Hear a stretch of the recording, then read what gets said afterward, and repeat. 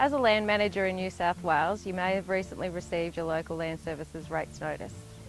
Rates pay for a variety of biosecurity services that provide on-ground benefits for your property, farming business and community.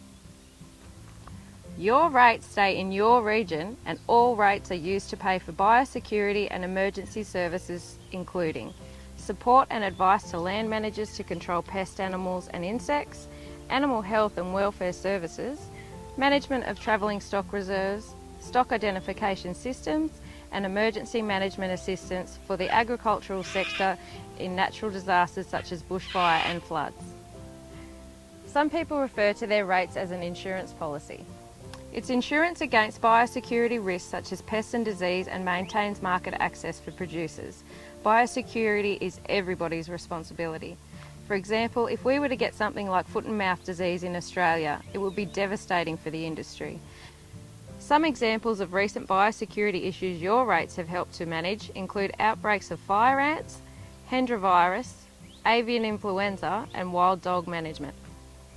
Rates are calculated on a two-tier basis. The first is the general rate and the second is the animal health rate. Both include a base charge plus a component that is calculated using the notional carrying capacity of your property. The animal health rate is payable if your annual land and stock return showed at least 50 units of stock on your property. This charge also applies if you did not lodge your annual land and stock return by the due date.